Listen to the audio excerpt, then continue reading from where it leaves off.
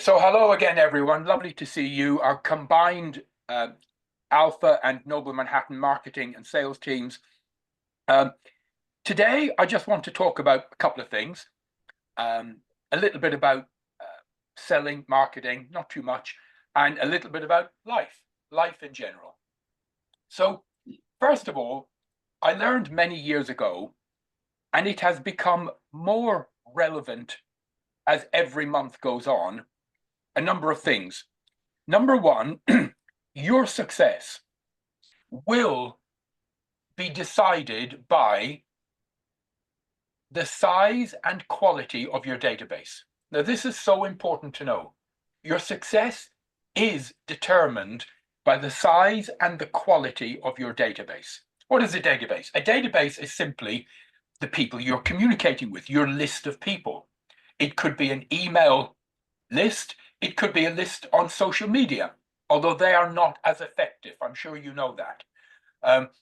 If you have 5,000 friends on Facebook and you send a message to them all, you do a post, because of the Facebook algorithms, only about 300 will ever see it out of 5,000.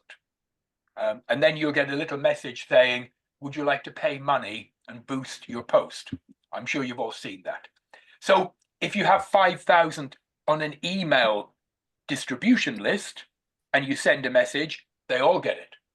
It doesn't mean they read it, doesn't mean they respond, but they all get it. So an email distribution list is crucial. And many of you, you're very new into this. You just started recently. So you're just at the beginning point of building up your database. And it's important to keep adding to it all the time. In the old days, we used to jokingly say, if your house was on fire and you could only run in and save one thing, what would it be? And it would be the database. Forget everything else. The children can look after themselves. Get the database because it's worth its weight in gold. So the first point is your success will be determined by the size and the quality of your database. Next week, we'll go into this in more detail. The next point is touch points. You may or may not have come across touch points. I'm sure many of you have. But every single sale in the world, no matter what it is, requires a touch point. What is a touch point? Every single time a customer or prospect looks at an email, looks in a shop window, looks at a website, everything is a touch point. Now, if you think about it, if you're walking down the high street in your town and you're feeling thirsty and you want a cup of coffee, you don't have to analyze it too much. You don't have to worry and work out, where am I going to go? You see a nice coffee shop, you walk in. So if the price of the product is low, it requires very low touch points. Now imagine if you're buying something more. Let's say for your home, you want a fridge freezer or a microwave, something that's going to cost a few $100s. What do? What do most people in life do? Well, you probably go online and look at, would you agree with me, 2 websites, 3 websites, maybe For sure. maybe 4. Each of those is a touch point. You might go down to your high street in the town you live and walk into a shop and look in the shop and look at some physical and touch them. That's a touch point.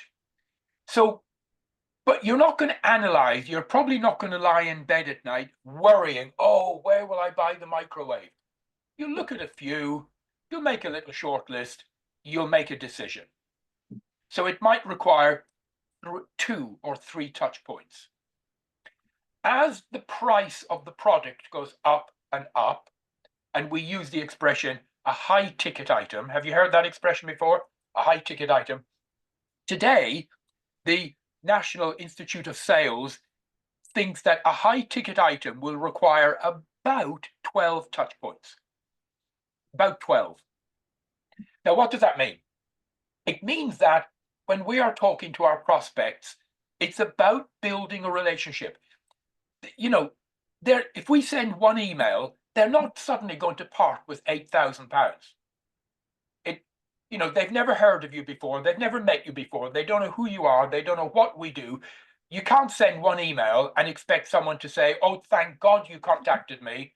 I've been waiting for you all of my life. Where do I send my money?" It doesn't happen. It's about building the relationship using many touch points. And it takes a number of weeks.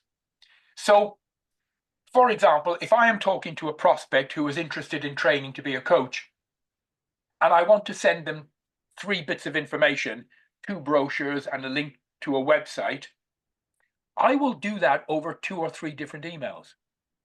Instead of sending one email, "Oh, here are 2 brochures, here's the website," I'll do 3 emails. I'll say, "Hi, Mary, lovely to see you. By the way, here's our website, please have a look." And I'll send you another email with one of our brochures. And then an hour later, I'll send another email with a brochure. And then the next day, another email with some more information. Each of those is classed as a touch point.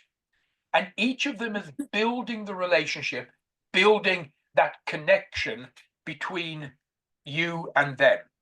So the 2 main points today are: your success will be determined by 2 things: the size and quality of your database, and everything is to do with touch points. So it's a process. It's over a period building that relationship. Now, years ago, I left. Colin and I, we share a very similar background. We were both in the military for quite a few years. Oh, someone is just about to join late. Yeah, great. And I came out and I went into a sales organization, selling insurance, selling investments, insurances, pensions, mortgages, and so on. And that organization, in fact, that industry, used to have what we call an attrition rate, like the Battle of the Somme.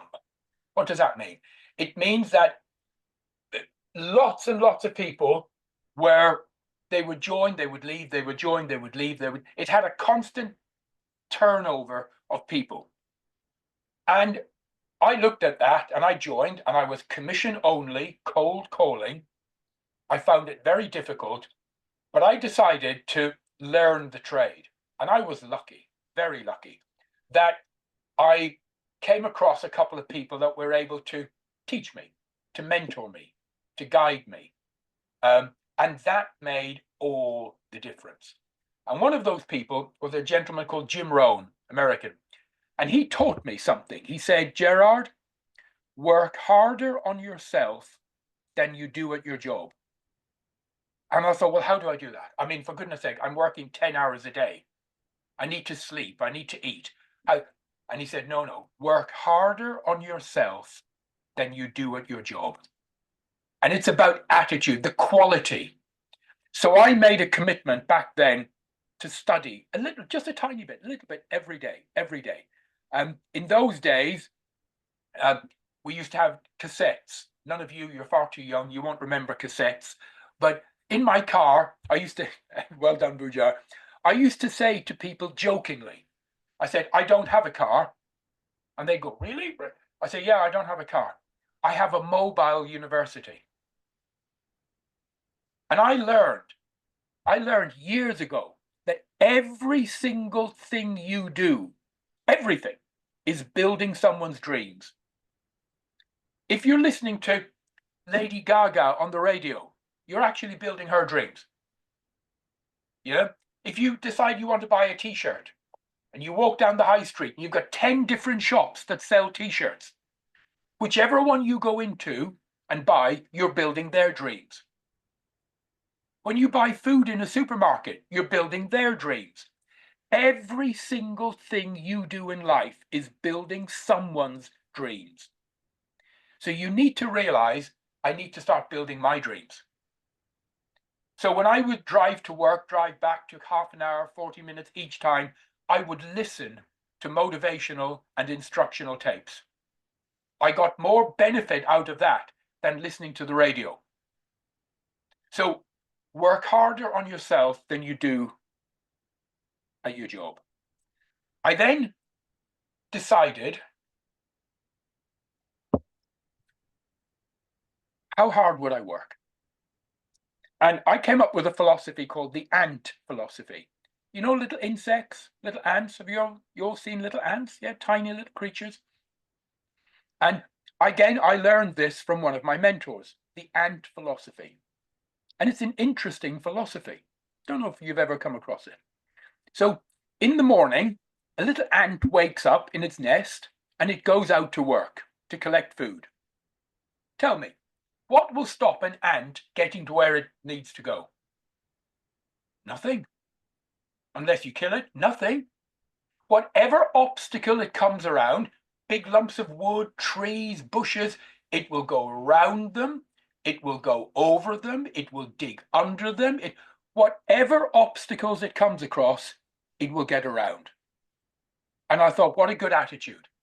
What a good attitude in life. Whatever obstacles I find, I'll get around them.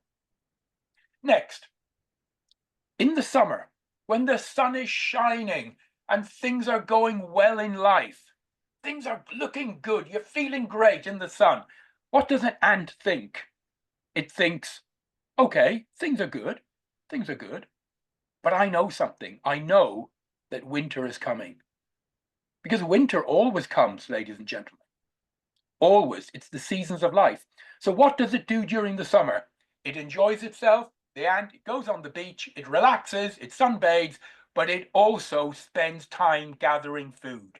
It gathers food for the winter, because the winter always comes.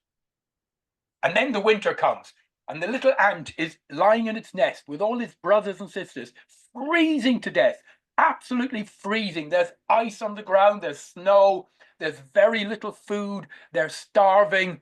What does the ant think? It thinks, yeah, things are shit. Things are pretty bad right now. I know that. But I also know something else. I know that summer is coming, because summer always comes. So how did I apply this to myself? I thought, when times are going well and I'm making sales and I'm making money, I'm not going to get cocky. I'm not going to get full of ego. I'm going to enjoy it, but I'm also going to put the work in, because I know that winter is coming. There will be tough times ahead. And when the tough times hit and things are bad and I'm feeling down and there's no money coming in and I'm feeling depressed, what do I think? I think, okay, yeah, I'm having a tough time. This is not enjoyable. This is not comfortable. But you know what? I know what's coming. Summer is coming.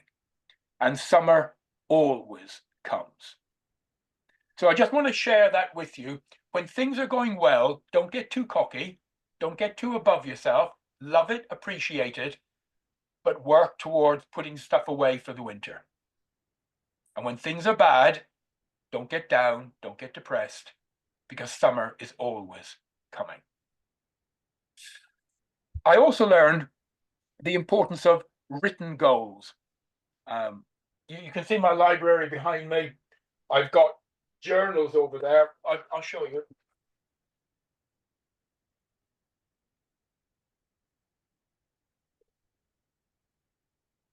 These are some of my journals. I've got so many of them. And I got into the habit a long time ago of writing my goals, writing them down, you know. And I used to buy nice leather-bound journals because I like the feel of them. And my sons at the time said, "Dad, why are you spending so much money on an empty book? It's an empty book." And I said, "Son, because I'm going to fill it with treasure. I'm going to fill that with treasure." And there's Colin holding up his. Well done, mate. And I learned the importance of not just having a goal, but writing it down. And Boujar, well done, my friend. And some of you may have heard the story that Stanford University did back in 1973. Most of you weren't even born. They took the class of 73 and they did an experiment. They went and interviewed them all. And don't forget, Stanford, one of the top universities in the whole world, you had to be quite wealthy to get into Stanford. You had to have money. You had to be intelligent. There was high exams to get in. So these would be called the elite, the best educated and the wealthiest and the cream of society. So they took the class of 73 and they interviewed them. And these are all young men, women, aged 20, 21, that's 22. And they asked them, what are your goals? What do you want to be? And they all had ideas. I want to be a doctor. I want to be a pilot. I want to be an engineer. I want to be a lawyer. I want to be a banker. They all had ideas and goals and dreams. And the researchers wrote them all down in great detail. And they went back 30 years later and they traced them. When these men, most of them were men in those days, and Stanford was very, whatever, men only type. Male dominated. Yeah. And these young men were in their early 50s. A couple had died, but the majority were all around, and they traced them. And they went and interviewed them all to see what had happened to them. And they found something extraordinary. Almost no one had achieved the goals they actually said they wanted to do at 2021.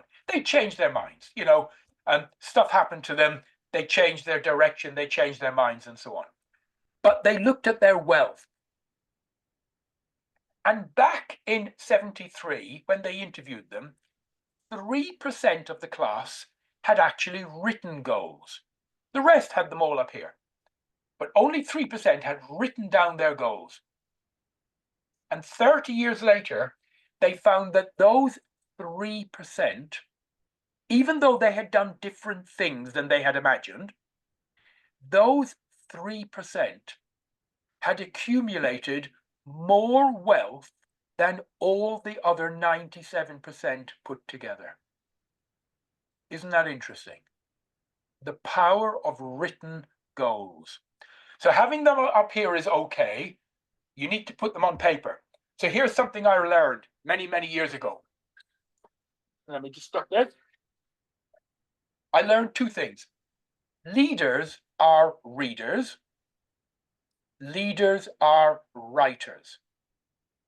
So leaders in life, in whatever field you're in, they're constantly learning, they're studying, they're reading. And I can admit now to all of you, I can maybe come out. Is this the appropriate way to come out? All depends on what you're going to share with us. Well, I can share now that I have a disease. I've had it for years. I know. I am a bookaholic. I'm not an alcoholic, I'm not a jockaholic, but I'm a bookaholic. I can't help it. It's like an addiction. I can't stop studying, reading, buying new books. I think it's one of the greatest joys in the world. Leaders are readers. They're constantly studying. But the other thing is, leaders are writers. They put their thoughts on paper. They put it down. They take from what's here and put it on paper. What do we learn about all the great men and women throughout history? Whether it's military, whether it's political, whether it's commercial, whether it's religious, economic. After they die, we learn that all of these great men and women kept diaries. From Napoleon to Mother Teresa, to Steve Jobs, to whatever. They all kept diaries. And I don't mean a diary with their appointments and calendar. It was their thoughts, their feelings, their ideas, their plans, their goals, their dreams. And they put it on paper. So leaders are readers, leaders are writers. So what's going to determine your success? Well, it's going to be your philosophy. And you've probably heard that word 100 times. But people don't really understand what it means. Oh, your philosophy, your philosophy will determine everything. So I want you to imagine a list of words, and at the bottom we have results. Above that we have actions. Above that we have attitude, then beliefs, knowledge, philosophy. I get asked a lot of time, especially by sales companies, Gerard, will you come in? Will you do a session with our sales team? Will you whip them up into a frenzy? Will you motivate them? Can you do that? And I say, yeah, sure, I can do that. Don't know why you'd want me to, but I can do it because it won't last. And they go, yeah, no, come on in. And I get paid to do these, what they call keynote speeches. I'm sure you've heard of that. And quite often it's with sales organizations. And I'll do it and I'll take their money. And I often say, there's no point. We call it, because they always say, I want you to change their attitude. I want you to change their attitude. Can you do that? And I say, yeah, I can do that. For a while, we call it hot bath motivation. Hot bath motivation. You know, when you've had a long, tough day and you're feeling jaded and exhausted, and you have a lovely hot bath, you just sink into a hot bath and you have a cup of coffee or a glass of wine or whatever, and you just relax in a hot bath, and you get out and you feel great. You feel exhausted, tired, and you sleep like a baby. Have you all done that? And then the next morning you wake up and it's back to normal. Back to normal. We call it hot bath motivation. It's like an elastic band. You can influence someone's attitude a little bit, and they'll do a few more sales for a day or two, bang, and then it'll snap back to where it was. So the way you change people is not by changing their attitude. So remember, we have results, actions, attitude. Attitude determines your actions. Attitude determines actions. Actions determine results. Above attitude, there is beliefs. We have to change someone's beliefs. Your attitude comes from your beliefs. What influences our beliefs? Knowledge.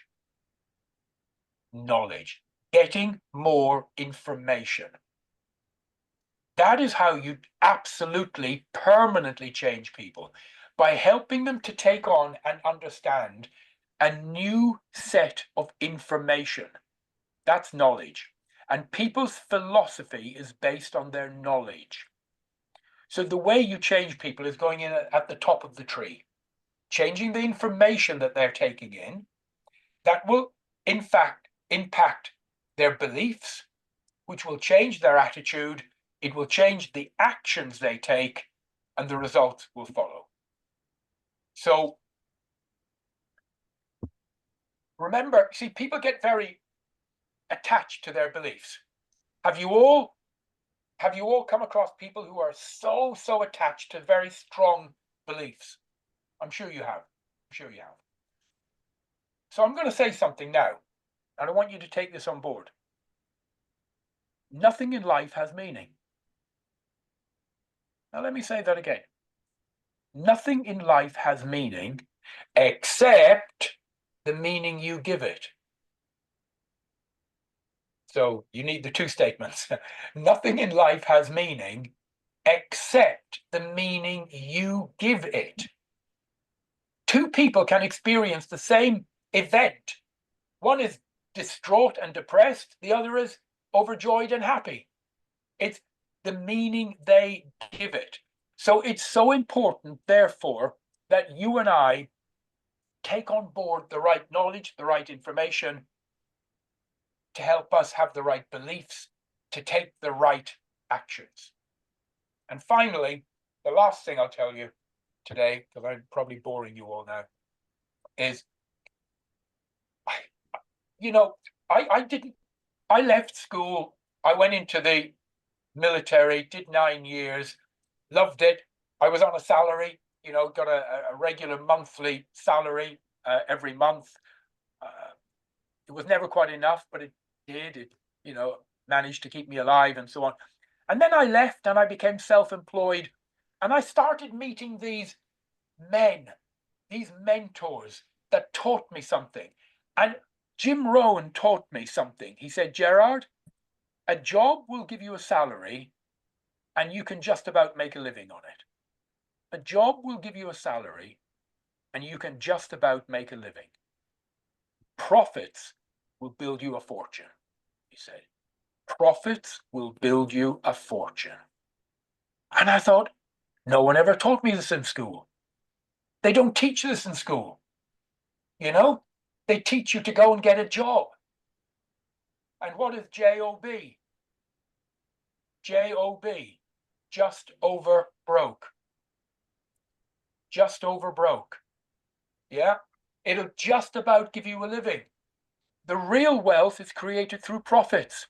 And when I learned that, I said to my boss, a guy called David Moncaster, company I work for, I said, I don't want a salary, David, but I want a decent level of commission. And he went, but there is a small salary and commission. I said, no. I said, it's a fixed commission. I said, I don't want the salary. I want you to give me a higher level of commission and let me get on with it. And no ceiling on my income. No ceiling. Because the job I went into had a small, after a while, they were offering a small basic commission, but a ceiling. You couldn't earn above a certain amount. And he contacted head office and they said, okay. And that was it. I don't want anyone influencing what I can earn. No one putting a ceiling on my income. And I was just on my own, self-employed, but it was the start of a new way of thinking, a new attitude, a new belief system that I can now, yes, things are going to be shit. Yes, things are going to be tough. The winters will come, but I am now in charge. I am responsible. I can set my sail. I can set the income I want and work towards it.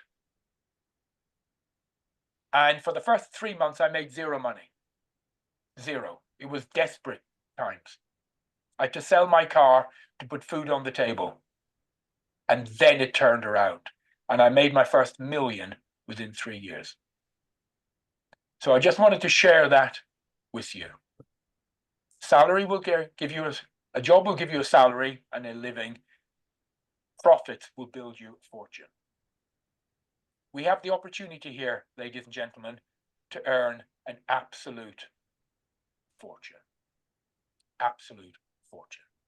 Well, I've run over my time. Vali, can you stop the recording?